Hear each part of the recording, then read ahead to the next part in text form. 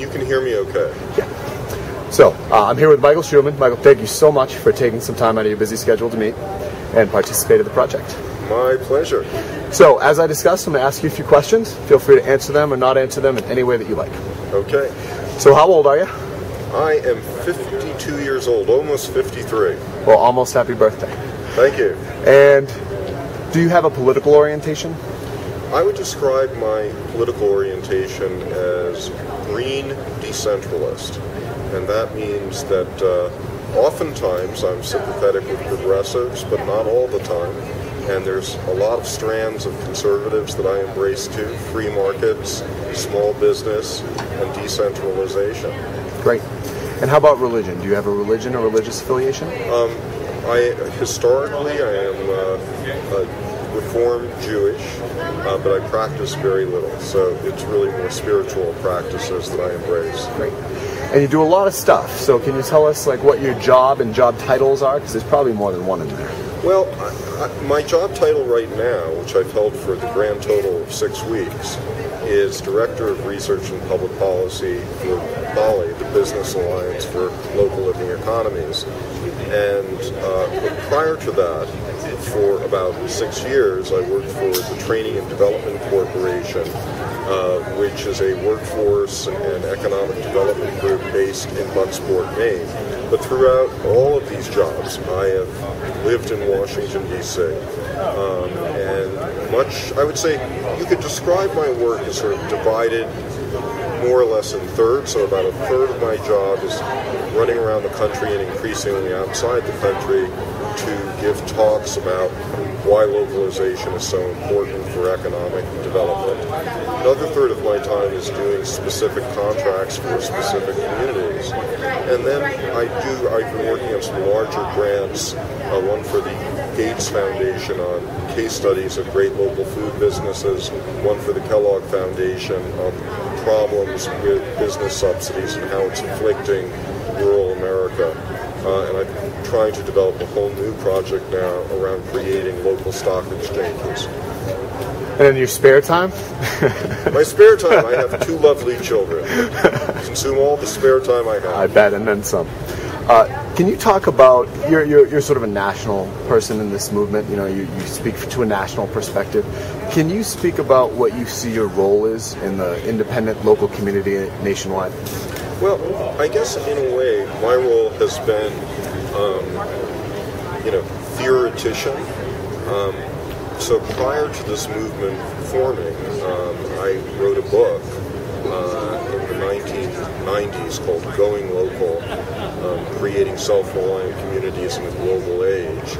And it took a number of years to catch on, but it found an audience, and initially the audience was sort of the Battle of Seattle crowd, but then over time a lot of small businesses got interested, and that's how I met Lori Hamill, Judy Wicks, and became part of BALI's coming together. And so these ideas that I had been writing about, in some ways at a high level of abstraction, finally found a group through which the rubber could hit the road. So right now, I see myself as trying to make the case among recalcitrant individuals, in particular politicians, economic developers, chamber of commerce types, about why we should be doing localization. Great. Can you talk about how you see your relationship with the local independent community around the country? Well, I think my relationship is that because I have and some people would say the advantage, other people would say the affliction of being a trained lawyer and a trained economist, that it brings some credibility to talk with the economic developers or to talk with politicians and really try to move them on these issues. And because not only do I not step away from engagement with people with different points of view, I actually look forward to it. I step into it. So, groups bring me in as a way of talking to people who are hard to change their mind. And, sometimes it works, sometimes it doesn't. When someone is really hostile, I challenge them to a public debate, and that often changes the community, and then we change the politicians in the next election.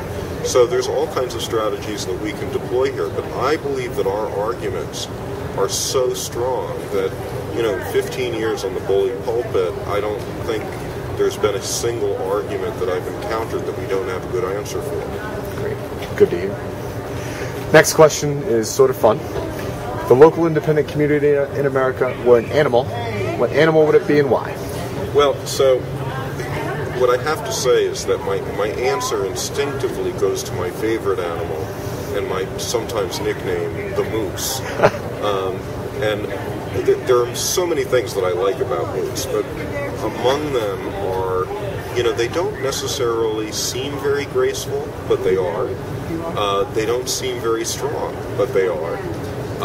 They actually live well with nature. They usually make people smile. Sometimes they're hard to find, but when you do find them, there's enormous joy and satisfaction. And I feel that all of those little descriptors are true of the local independent business movement. We don't understand just how powerful and graceful that sector of the economy is and how potent it is for economic development. But what we have found is as we increase people's encounters with those businesses, it does bring joy to them. Great answer. Next one is, can you talk about a time or a place when a community either gained or lost independent business of some import and how that affected the community? Some period in your life where that might have happened? Well, really the best examples that I can give you are where I've seen this in other communities. Since a lot of what I do is roam around from community to community and hear about these stories and sometimes write about them. But I think, one really good example of how a local business, local independent business, or a set of businesses really turned around a community is in Powell, Wyoming. Powell, Wyoming is a remote, mountainous community, and what they discovered is that they had no place to buy socks and underwear, and they had no luck, no ability to be able to draw in a Target or JCPenney's. They were just too small a community. So they decided, we're going to build our own general store. They called it the Mercantile, or the Merc. They needed about $1 million of capital to get it started.